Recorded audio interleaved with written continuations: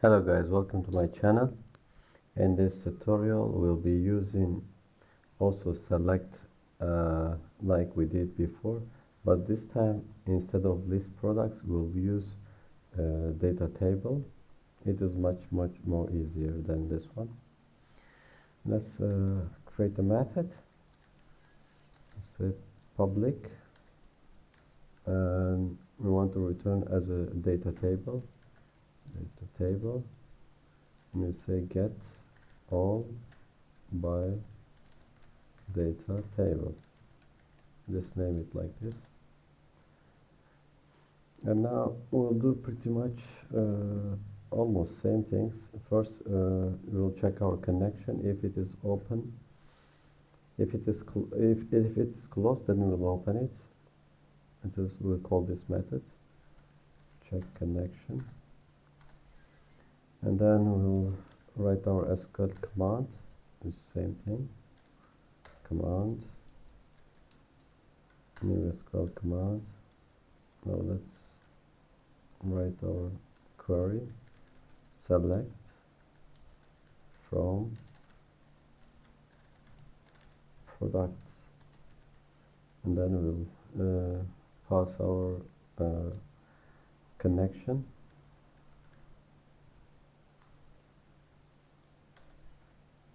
Then we write our SQL reader, data reader, command, execute, reader. Now we'll IntelliSense is helping us. As you see, it already gave us what we are going to write.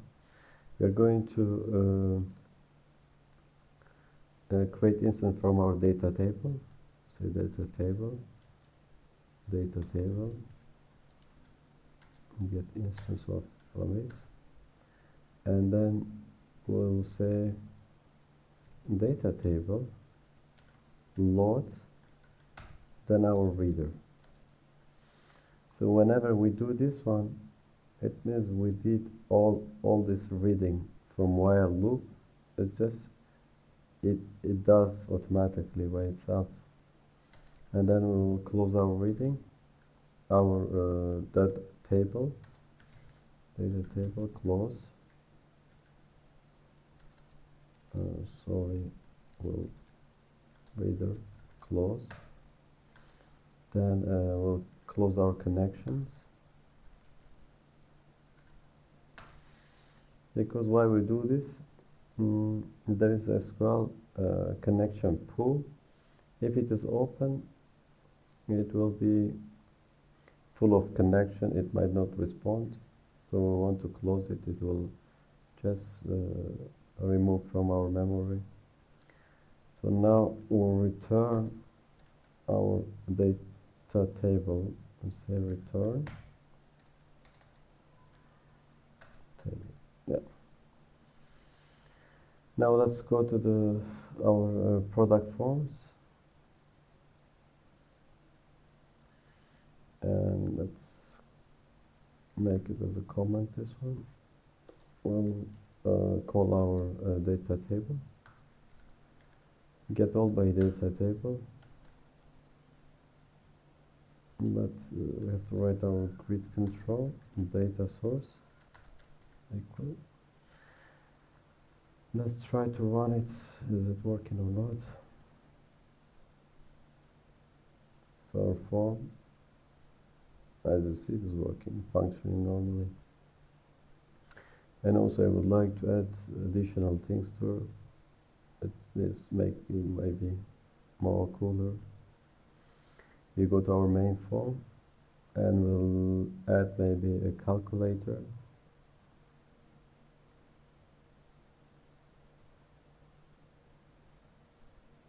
We close all. Then from form our main form. We add a new button. Just move it here. Let's name it btn calculator, and then caption I will say calculator. Let's add the image to our calculator button. From here I'll say calc.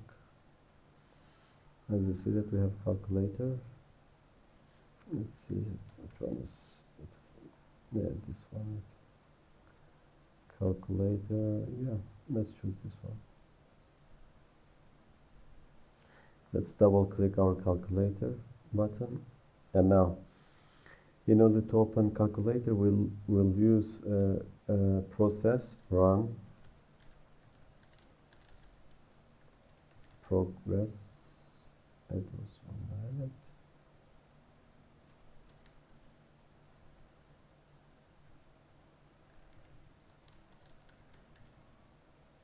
Process, yeah, and start method.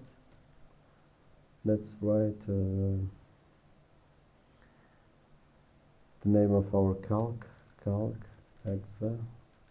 Let's try like this. Is it working or not?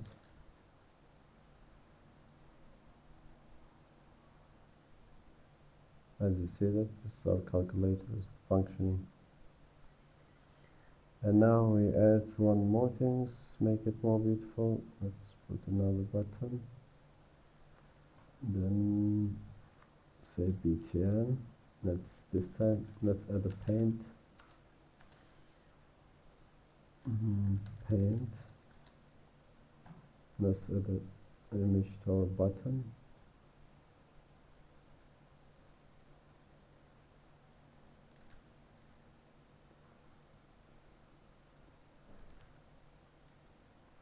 Let's see which one we choose. Maybe this one.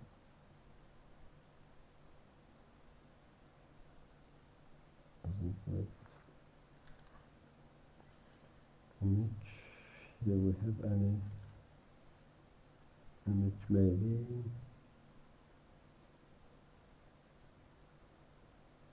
Let's add this one maybe.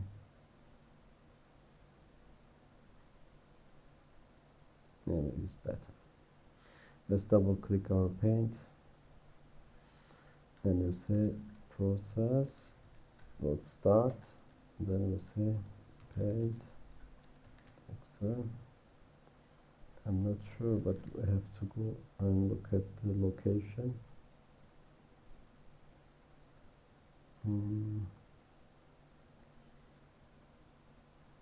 This one we have to write it. The name of our paint. Microsoft Paint. Let's run it and let's click paint and see this our paint is open. Calculator, follow.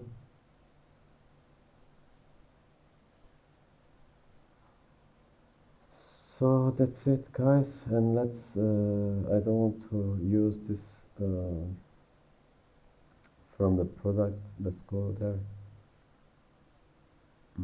Product forms. I want to comment this table. Just use this one maybe. It's the same which one you want. You can use it really. Let's run it again. Yeah. That's it guys. See you next